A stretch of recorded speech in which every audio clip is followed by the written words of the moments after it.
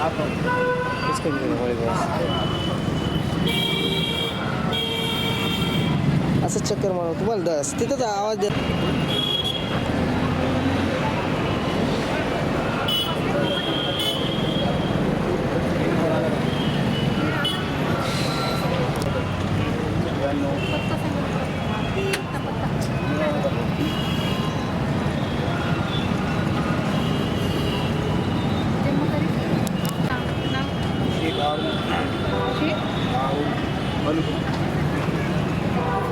Mobile number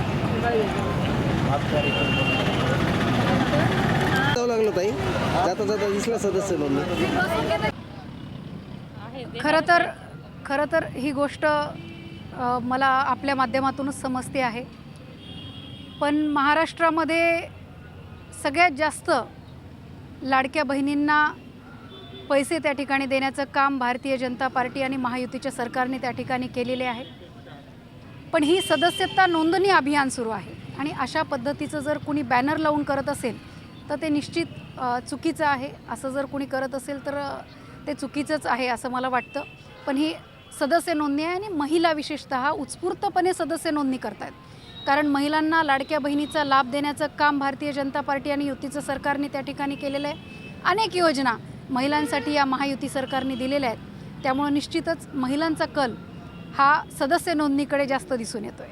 ताई लाडक्या बहिणींमध्ये अशी देखील चर्चा आहे 2100 रुपयाची प्रतीक्षा कधी संपणार? निश्चितच मला वाटते की आता पुढचा जो हप्ता पडेल तो 2100 रुपयाचाच पडणार आहे, कारण देवेंद्रजी जे बोलतात ते करतातच. त्यामुळे महायुती सरकार हे निश्चितच भगिनींच्या पाठीशी खंबीरपणे उभे आहे आणि लवकरच माझ्या या भगिनींना 2100 रुपये त्यांच्या खात्यात पडणार आहेत.